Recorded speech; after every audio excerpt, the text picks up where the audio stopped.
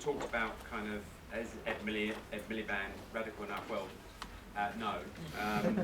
But the only thing I think is that he is kind of like in a difficult position in the sense that to take the party in such a radically different direction when we've had the awful leadership of Blair and Brown for so long, which has, I suppose, hamstrung him a bit, and why we ended up with, I think, a pretty poor selection of kind of leadership sort of candidates,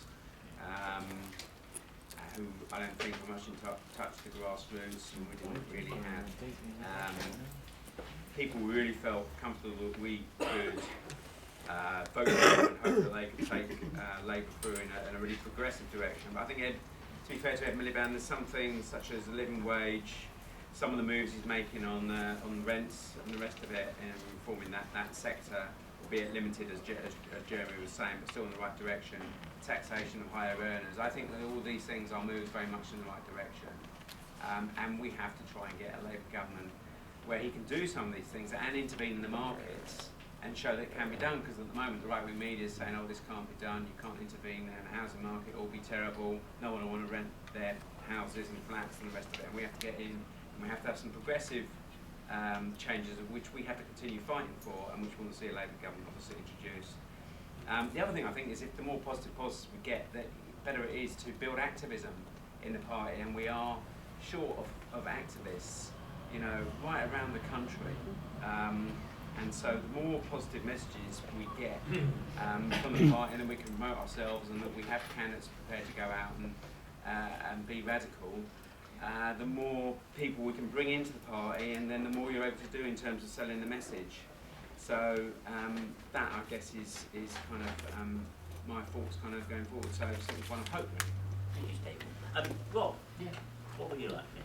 Yeah, it's always disappointing in the Labour, when you get Labour government. I think we have to just hold on to the fact that even under Blair, I'm an early years teacher. The foundation stage curriculum was pretty good. It's a very good step forward against the awful damage that the national curriculum and Ofsted have done.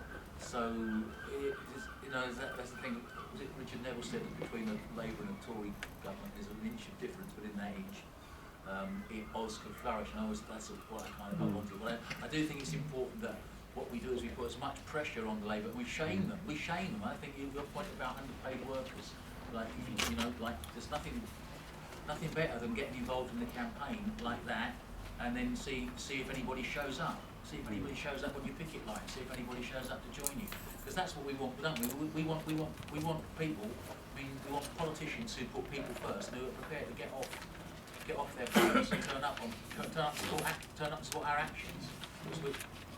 There's a lot going on, a lot we can get involved in, and the more actions we take, and the more we seem to be busy doing things, the more we might push the upper echelons of the Labour Party to take steps in the direction we want. We do want public ownership. Our experience teaches us that privatisation has made things worse, and we have to speak. We have to speak of our experiences as loudly and as often as we can, because the right-wing media, and indeed the whole tendency of this country, is to ignore our experiences and give us pap, to keep us quiet, and to give us a second-hand experience of watching something happening on television, that we can maybe vote for this singer or that singer or whatever. So we have to make certain we keep asserting our experience and of life of life as we know it on the streets and every day as of paramount importance, and maybe we get a discourse from the politicians that gets back to that. It is difficult because Blair effectively did what Stalin did. He did decapitate anybody who's an activist, didn't he? So we've got to start putting.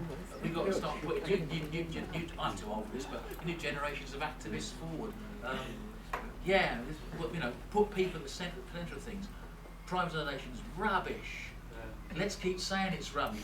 Point out and saying, as well as the facts and figures, let's put forward the emotional things, because then actually, one of the things I found with going out and talking about the Hove Park campaign, if you say it's whose school, our school, yeah, it's our school. My kids went there, we helped build it, we paid for it, and you take it back to whose National Health Service is it? Well, it's ours, we built it because we wanted it. In 1945, Mr. Church said, they've just won the war for you, everybody. Would you like to vote for it? People said, no, go away. We actually want social justice. So what we were fighting for was not to keep you tops at the top, It was to make sure we all had proper schools, we'll have proper houses, and we'll have lovely hospitals. And if you go out and talk to people like that, that's what they want. And you do get a few muppets who go, oh, it's all the fault of the immigrants. But if you actually engage in a few conversations, as you say, hate's not going to build a hospital, hate's not going to run your railway, hate's not going to staff your schools. We just have to go out there and not be cowed by the fact that there seems to be a silence in our heart. We are our own, rediscover our own voices, go out there and let's roll the whole thing on.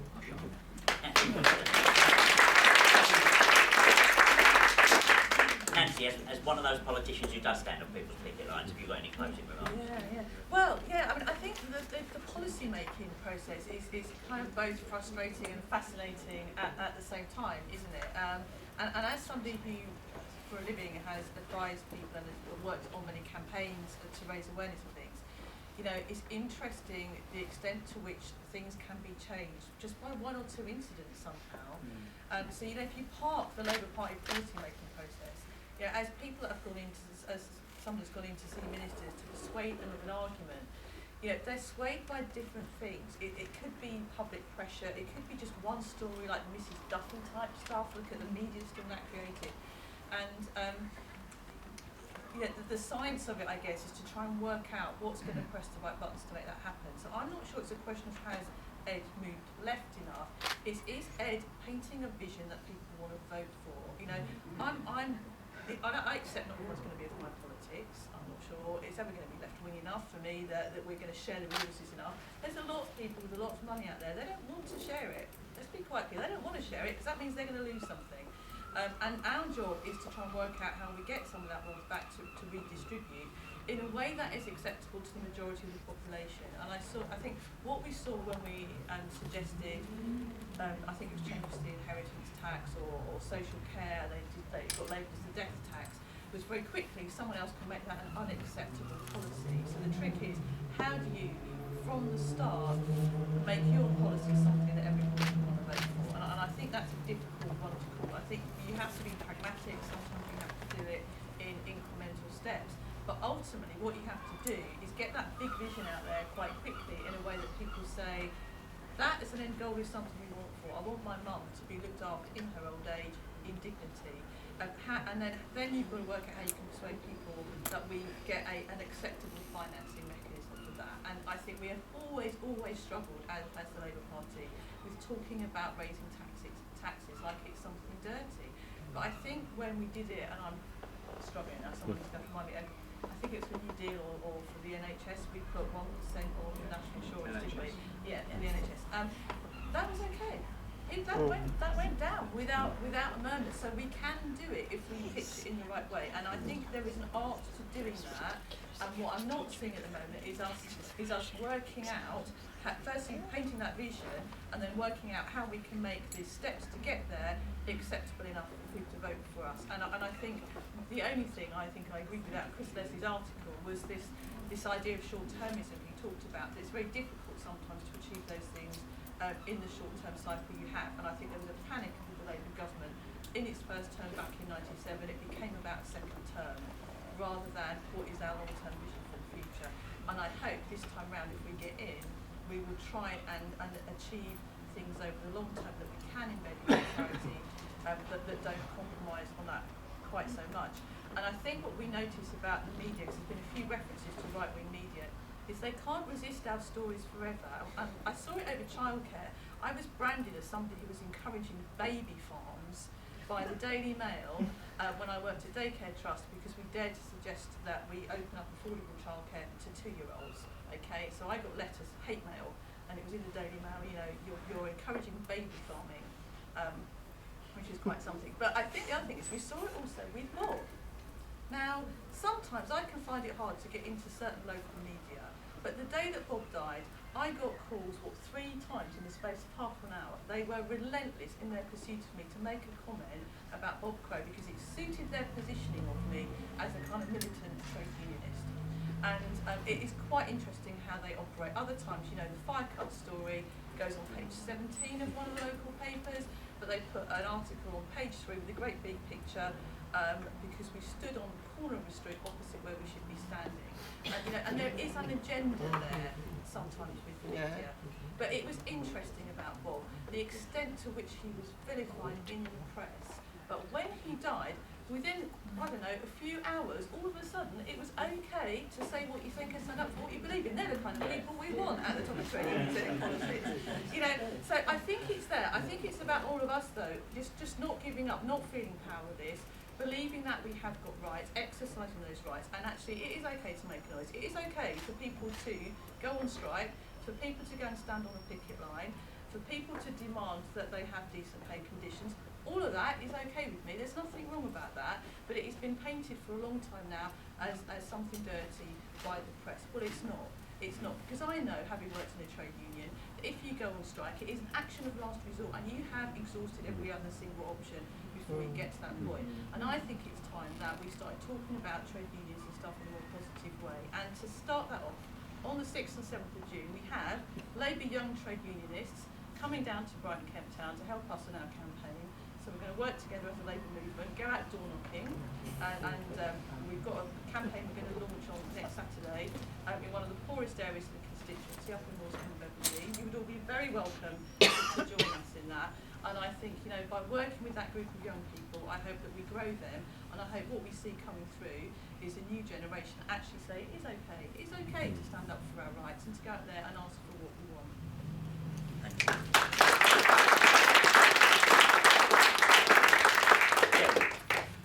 Well, thanks ever so much for inviting me along today, and well done Sussex LRC, because having a forum like this, having a group like this, gives space for that discussion, space for that debate, and also encourages people to do more and be more active. And so I think the role of the LRC in opening up that debate and mobilising people is very, very important. So thanks very much to everyone for organising what is an excellent LRC grouping, and I look forward to a good LRC conference later this year. Point Nancy was just making about people and relevance and so on. Not that long before he died, Tony came into Parliament one day and he looked really cheerful and really happy. And I said, "You look good today, everything all right?" He said, yeah. He said, "Sometimes I felt like I was becoming an institution." I said, "Well, I've never said that." And he said, No, not you, but people do." And I said, "Okay." I said, "What's your point?" He said, "You know what happened this morning? I got a death threat." I've done one of those for years, so I must be doing something right. So the campaigning we do, it does make a difference. Yes, of course, fighting things out at the policy forum is important. Of course, fighting things out in conference is very important. But actually, what sets the mood, what sets the atmosphere? What's going to defeat the firefighting cuts? Is it going to be sort of letters and detail? Yeah, that's part of the campaign. But nothing is much more effective than a few thousand people on the streets demanding their fire station not be closed, their hospital not be sold off, their school not be made an academy, a free school not open when you could have a normal council-run state school. All those kind of things make a difference. And so our campaigning work has got to be much more effective and so on. I was interviewed by a PhD student on Friday who went on about the power of lobbying, and I was making the point that lots of people lobby, trade unions lobby, lots of other people lobby, and this lobbying law is a disgusting piece of legislation designed to silence the voluntary sector. And he said, "Well, what other concerns you've got?" I said, "The lobbying you don't see." I said, "The super rich lobbying around the dinner table, the private dinners, the private breakfasts, the lobbying, the corporate lobbying, the corporate power that goes on in lobbying the European Commission and the Treasury and others for apparently very minor changes in taxation law that in return give them billions of pounds of unpaid taxes in the long run." So we've got to do all that kind of campaign. Now the points are raised. Firstly, on the role of conference, Graham, excellent point, Graham Brackstone and I were fellow militants together in Hornsey Labour Party in the 1970s when it was a massive Labour Party, and we had huge debates about exactly what our position would be at conference, because we thought, rightly so, that the Labour Party conference was a relevant, necessary place to be. And I would like to see that sense return in the way that we can make policy at our own conference. The other questions that have been raised about housing and so on, well, you heard what I said earlier about rent levels, and also the way in which the welfare system with the benefit cap means that in the case of my constituency, hundreds of families are now paying rent above the benefit level they receive. So they get housing benefit at level X, they get a rent level at level Y, and they then have to make up the difference from their income support or job seekers allowance they've got, and many of them simply cannot afford to do it, so it gets shifted away. They want to stay part of the community, want to keep their kids in primary schools, and so those who are familiar with London, I came across a mother the other week who was bringing 2 primary school age children from a flat in South Croydon to a school in my constituency by bus every day because she couldn't afford the train. So the kids were leaving home at 6:30 in the morning in order to get to a primary school because she had this desperation to remain part of the community that she'd lived in for many years before the benefit cap came in. Ian Duncan Smith gets up and says, we're saving money for the rest of the population. The real truth of this benefit cap is it's impoverishing a lot of families, it's driving kids into really appalling situations where they're underachieving in school and all the rest of it. And so I'm not in favour of subsidising landlords all the time, therefore I say control the rents. That will save you money on the benefits, not punish the tenants. Take the money off the landlords, not the tenants. Surely that's got to be the right way forward. It's actually quite a popular thing to do as well, and we've got to be prepared to do that.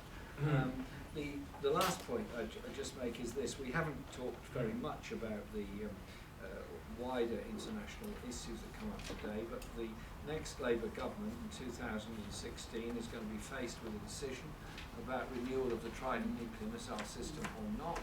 Is it really conscionable that a newly elected parliamentary Labour Party with all the demands on student fees, housing, social security, health, railways, whatever you name it, it's there, is really going to commit us to spending £100 billion on new weapons of mass destruction?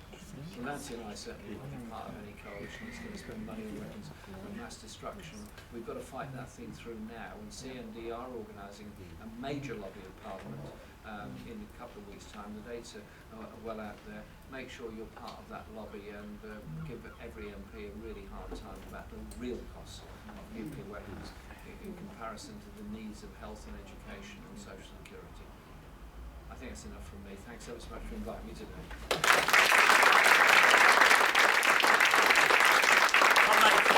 As is traditional